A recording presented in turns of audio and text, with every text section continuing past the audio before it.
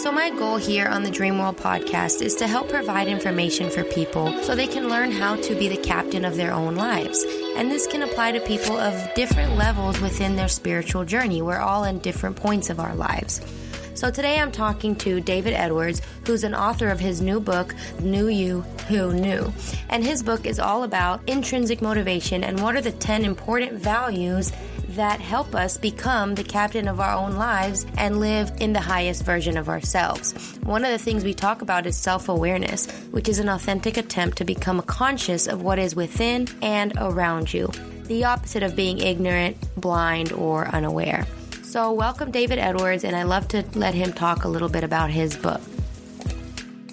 I've worked in healthcare for 35 years, and it's interesting. I was listening to one of your guests, one of your podcasts, and I can't remember the guy's name. It was a psychologist who's done a lot of research, and he talked about like Timothy Leary at one point, and I remember back when I was a boy, my older brother and I were really into like Eastern, what we thought of as like Eastern philosophy and meditation, and you know, he kind of got into the using drugs to experiment with alternate realities and that kind of stuff. And I never really got into that. Anyways, it was kind of a flashback for me because I haven't heard Timothy Leary's name in a long time. But anyways, I've worked primarily working with what we call federally qualified health centers. So these are like clinics or health centers, primary care oriented. And I've done some other things. I worked in tribal health in Alaska. I worked in Nigeria for a while, establishing a new healthcare organization there. And then the last probably 10, 15 years, I've really focused on creating integrated centers. You know, and I think about, you know, our dreams and our minds and our bodies, and the way Western medicine has evolved is this kind of what's called an allopathic model. It wasn't like somebody decided to do this. It just happened. It's like the Industrial Revolution, right? There wasn't a committee that said, wow, we're going to invent the steam engine and the cotton gin, and we're going to go on this journey. It just kind of happened, right? There was natural forces that caused that to happen and kind of reinforced it and supported it. Anyways, so in my own journey in healthcare, I thought, you know, we're whole people. We come complete when we're born. And so my mind and my body and my mouth and all the parts, the nervous system, the circulatory system, you know, all of the various systems of our body, they're all connected. And every time we do something in our mind, it affects the rest of the body. And anytime you do anything with your body, it affects your mind. Does that make sense? Oh, yeah, most definitely. I'm totally on the wave. And so what I realized what I wanted to do was to try to be a part of creating health centers that looked at you as a whole person instead of just looking at your mouth or just looking at your skinned knee or just, you know, working on maybe depression or something in the mind.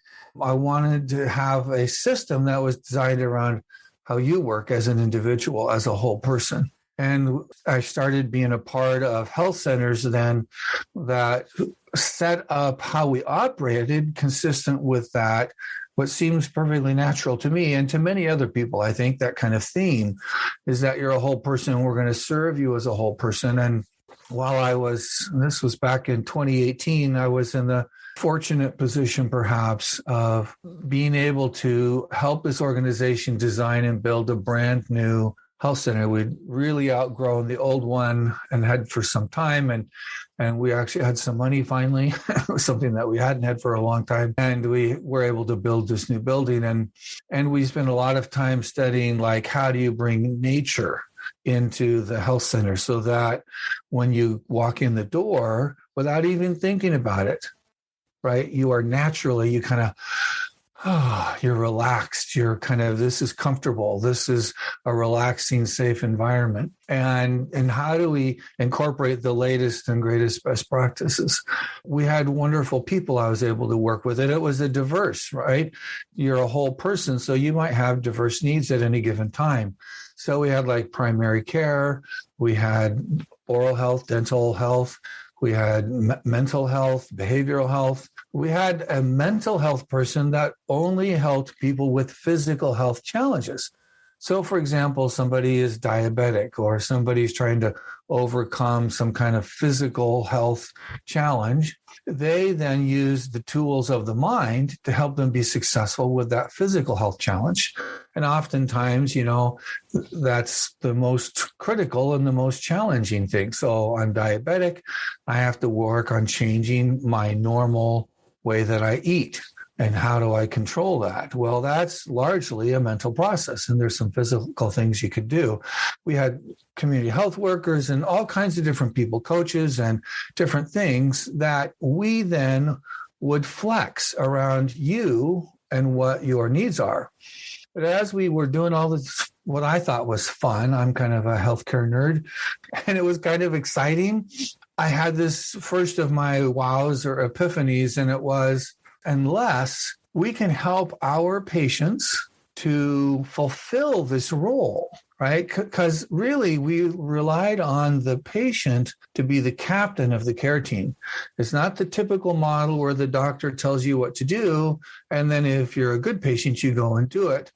We really wanted to engage with you as the captain of your life, to say you're the captain of the team and you work with us and you really are an integral part of creating whatever your own care plan is.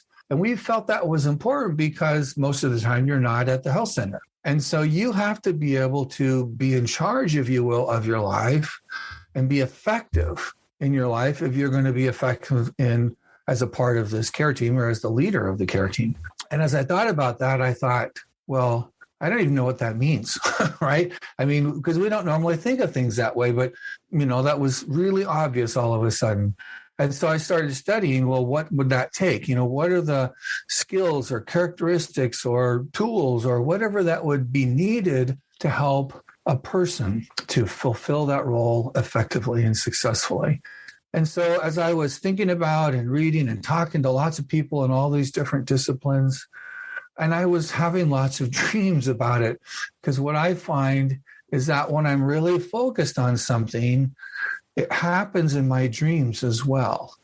And so my dreams were helping me process and go through, and you kind of sort out, this I think is a useful road to go down, and this one is maybe less so. I'm going to consider myself a complete novice when it comes to lucid dreaming, and I consider, Amina, you're the expert. So does that make some sense to you as a more expert in dreaming? Oh, yes. I mean, actually, everything you're saying is something beautiful about dreams, even aside from lucid dreamings, like exactly what you're saying. Your dreams will help you plan your projects in life. They will show you solutions, resolve blockages, that kind of stuff.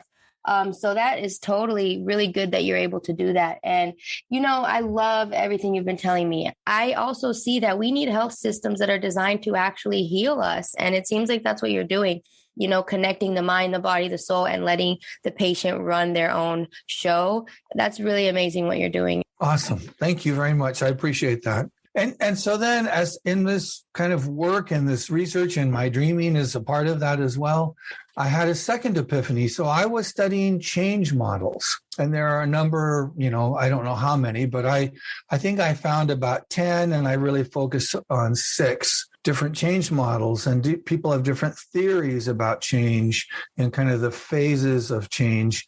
There's 2 kinds of change that I was most interested. Probably the least important, but the one we think about most, is external change. I'm a little older probably now in my life. I just turned 62, and I've been married to my wife, Linda, for 36 years. And when we were newly married, we bought our first VCR. Do you know what a VCR is? Yes, I do.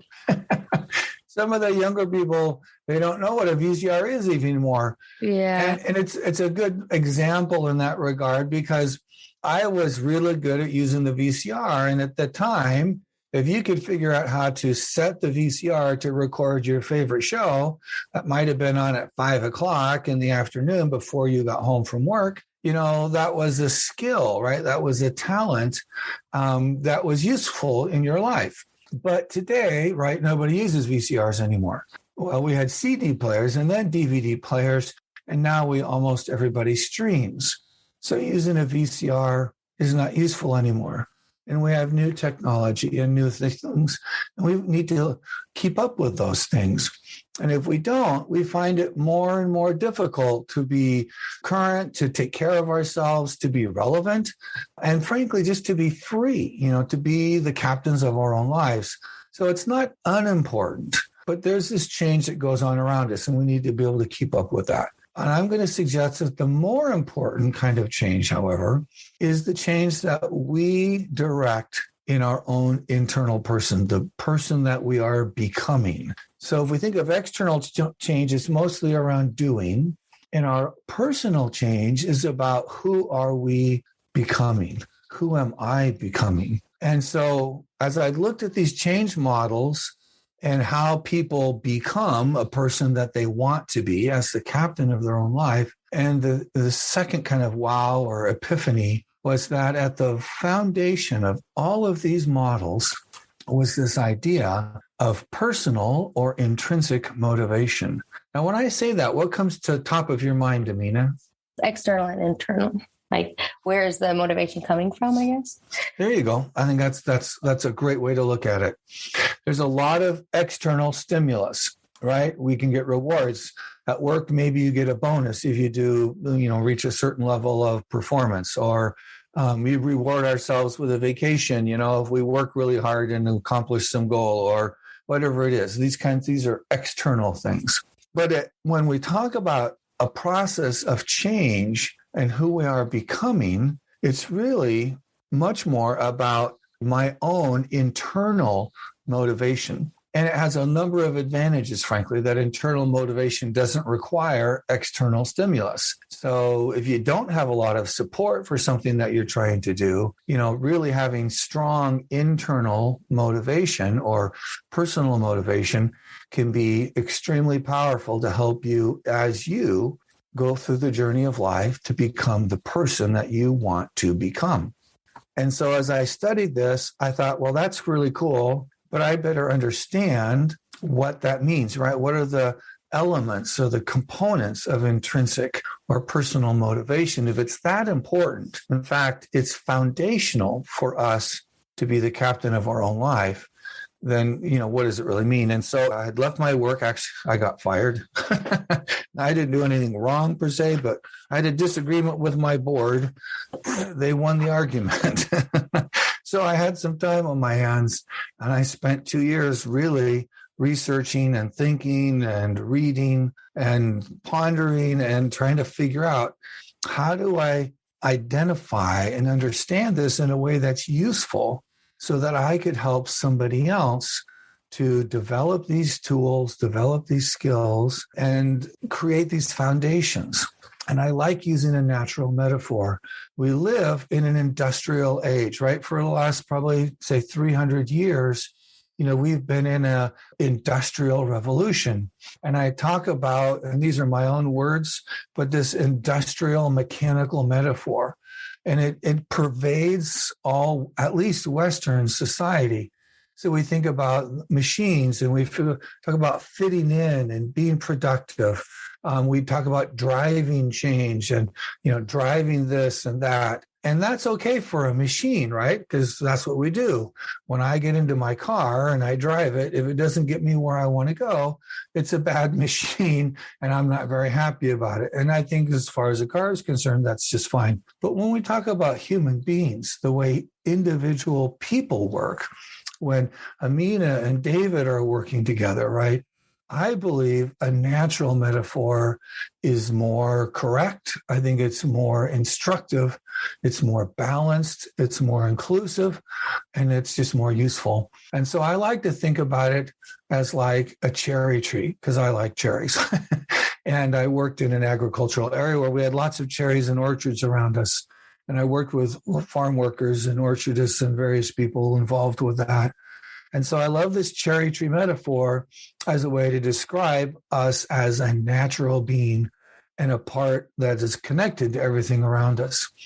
And so every successful, effective cherry tree starts small. And I think that's a great metaphor for us as human beings, right? We start small. Everything starts as a seed and we start to grow it. And the first thing that a seed does as it germinates is it starts to put down roots, right? It breaks that shell and it starts to put down roots so it draws nutrients. And that's what I think we need to do as well. As we start on this journey of being the captain of our life, we want to put down roots and we start to draw in nutrition and moisture and all the things that we need to start growing a stem that eventually, it comes up out of the earth and it starts to then get additional light and warmth. And then, they grow in balance, right? The roots and the trunk grow in balance. And eventually that tree will produce branches and leaves and bear fruit. But unfortunately, in a mechanical metaphor, what we try to do is we try to grow a lot of fruit, as much fruit as we possibly can, and we kind of ignore the trunk and the roots. In nature, when we do that, what happens is we have catastrophic failure. So we have weak roots and trunk. We're growing lots of fruit. We're feeling pretty good about that. But then we have a late spring, or we have a big rainfall, or the ground gets too soft, or maybe the wind is blowing hard. And then with a weak trunk and roots, the tree will blow over. We have a catastrophic failure. Whereas a tree that's balanced and has a strong root and trunk, it will withstand a drought. It'll withstand a late spring, or it'll withstand the winds and the rain.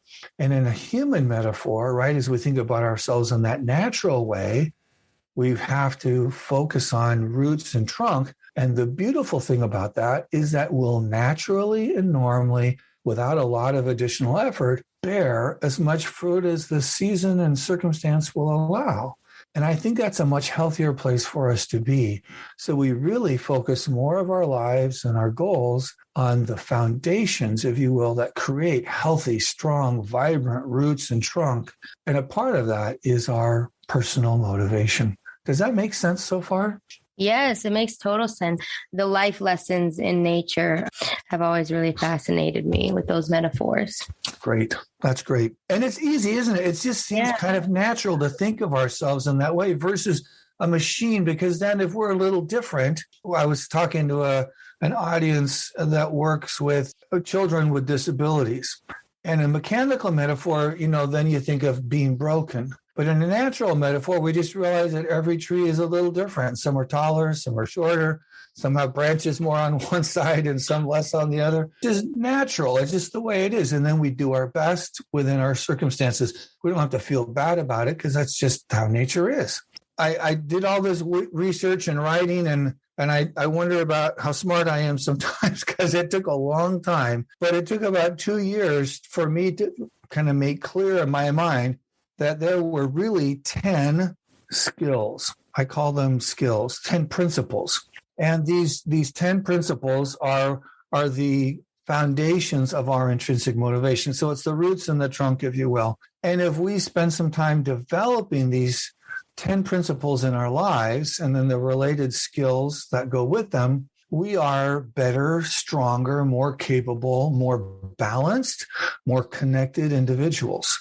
And the very first of these principles is our values. I think of values as guidelines that we choose ourselves, right? And so I think it's important when we look at values that they're my own personal values. And what the research tells me is that values, it's kind of like that first little bit of roots that come out of a seed that's germinated. It's kind of the foundation of our foundation of personal motivation. And it's why it's the first chapter in my book. It's because as we make our values explicit, and that's a specific process. It's not fancy and it's not hard, but it really we do three things that make these values effective, awake, alive, and guiding forces in our lives. And when we do that, and it doesn't take very long, maybe a couple of hours of effort, we unleash or we uncover this motivation that provides more meaning in life, more focus. We have less regret. and we tend towards greater well-being. And so this first foundation, 10, is your values and that guide that helps you as you become the captain of your life. Awareness is the second principle. So building on a sense of my values, awareness helps you understand where you're at. How am I doing? And really critical, feedback. And when a lot of people think about feedback, they think about, a bad report card or a performance review or somebody telling you didn't do a good job or whatever it is, right? And we have this very perverse relationship with feedback. Not everybody, but a lot of people. And so what I try to do in the chapter is to give some perspective, a natural perspective on feedback, because without negative feedback, we cannot grow. And in nature, it's kind of what we think about like hormones. When you start getting excited about something, right? Something kind of gets at you and you really feel it. What happens is your body starts producing hormones. And those hormones bring, certain feelings and capabilities to you that bring joy and power and energy to life. But what happens is then you start getting some feedback because maybe you're a little over the top. I get that sometimes when I'm talking to people because I get so excited about these things because they're so important and I think they're so helpful for people. And I get too excited. But then my body will give me some feedback and says, oh, Dave, you're talking too loud. You're talking too fast, right?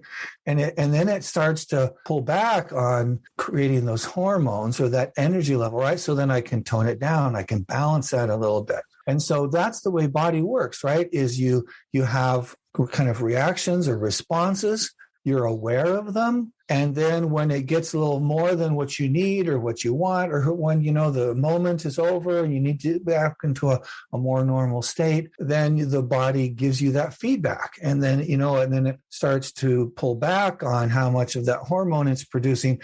And it happens in an instant. It's just automatic. It's very natural. And then you stay in balance. And that's, I think, how we look at feedback. It's this process of naturally growing, performing, learning. And in fact, learning is the third principle, right? So we have some awareness, we have a healthy relationship to feedback.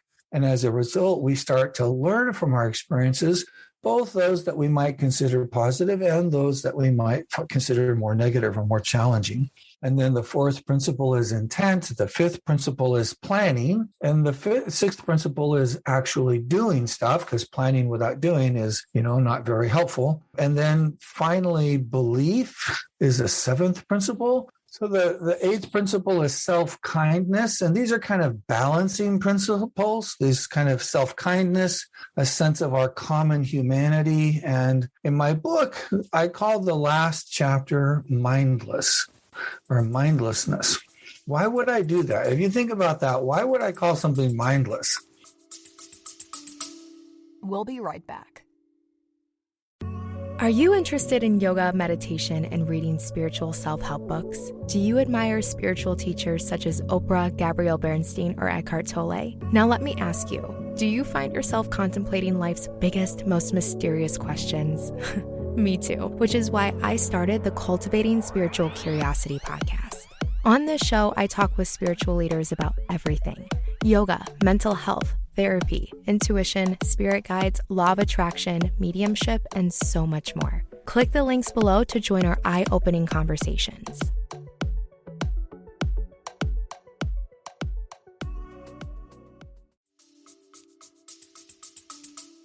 Yeah, I don't know. It also reminds me of meditation and Exactly. clearing the mind.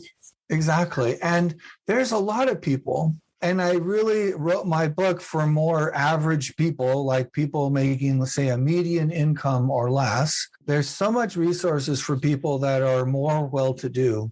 And in my particular audience that I was writing to, many of them have a bias about mindfulness, and they start thinking about meditation and yoga pants and, learning some words that they're not comfortable with and lighting incense or stuff like that. And you could do all that. I don't have any problem with any of that. What I wanted to do was not raise a barrier or bias. And so I really start the chapter on mindlessness by saying, you have a mind. You know that that's true. It's a guarantee, or you wouldn't be reading this. And so since you have a mind, to be mindless cannot be the having no mind. It can't be the lack of a mind. It must be something else. And I suggest that being mindless is not using this most amazing thing in the universe. It has been said by some scientists, like neuroscientists and even astronomers and whatnot, as they've gotten together, they look at the mind, its amazing capabilities, its capacity, its complexity. It is the most amazing, complex thing in the universe. And it should be, in our minds, the worst thing we could possibly think of, to have that at our disposal and not use it. Right. And so what I suggest in the last chapter of the book is that we want to use our minds to the fullest extent that we possibly can, not to be obsessed with it, but to say, this is an amazing tool that I have. So how can I use it? And I suggest, when I think of mindfulness, right? And so I suggest we should all be mindful, but let's get rid of our bias. Let's look, beyond our bias and say, I suggest that everybody can do two things with their minds, maybe three. The first thing is to actually use it to think, to not go through life on automatic pilot, to not be overly influenced by all of the things around us, right? That external change that we talked about. But as the captain of my life, I, if you will, manage what kind of stuff I bring in, what I want to make my life more effective, to make it the way I want it to be. So we have to think. We have to use our mind in thoughtful ways. So we have to have some time each day in some kind of mindful activity. Now, for some people, that might be meditation, which is fantastic. For some people, that might be pondering. So for some people, it might be prayer.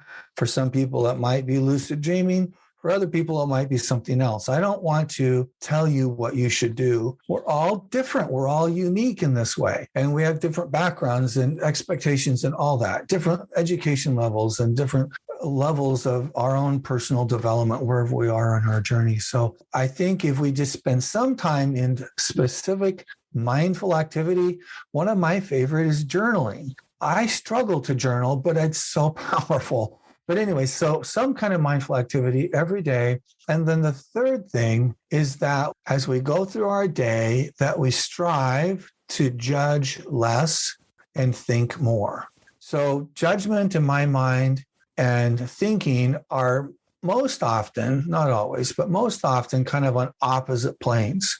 When I think of judgment, I'm thinking about what psychologists call, there's like system 1 and system 2. So system 1 is my knee-jerk reactive kind of primitive brain, kind of, that first response you get, oh, that was stupid, or I can't believe that, or David's so fat, or whatever it is, right? It's not thinking, it's really based on biases. It's kind of a shortcut. Sometimes it's quite useful, but a lot of times it gets us into trouble. And so what I want to recommend is that people spend, as they think every day, what they're doing is developing pathways in the prefrontal cortex that help them be a more responsive mode, which means they're in control. They're not like snapping judgments out, and they're not just reacting to things. They're actually responding to things in a more thoughtful way.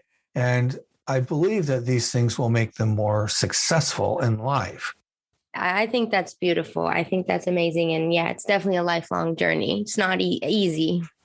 It's not easy. And yet, I don't want anybody to feel bad. So somebody listening to this might think, well, I don't get that, or I haven't done that, or whatever.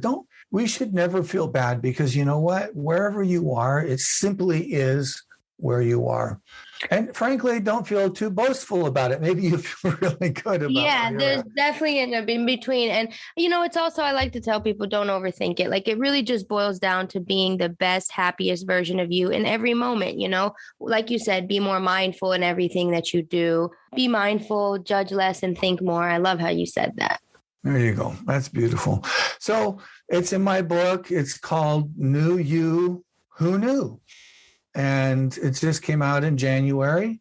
I've had some just beautiful reviews so far, people that have read it and had a woman in England who read it, and she said she had a hard time through the pandemic. She was definitely negatively impacted, and it provided some perspective and some principles that in a very short while have been super helpful for her. And I think it's one of the beautiful things is that whenever we attach to ourselves, right?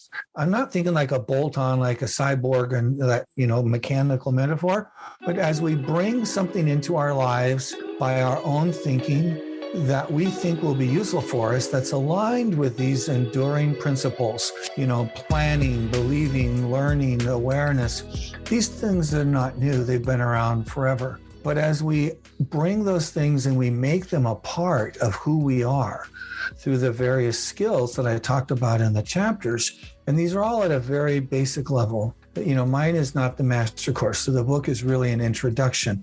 But even simple little introductory things, if we can incorporate them in our lives, it grows those stronger roots, it strengthens the trunk, and it feeds what we're able to do so far as the beauty and the productivity of, the fruit that we want to produce. It just fits that so naturally, and it can happen in simple, small, natural ways wherever you are, whatever your education level is, whatever your background or race or gender or any of those external ways that we kind of distinguish ourselves. It works because they're natural and they're part of who we are as human beings.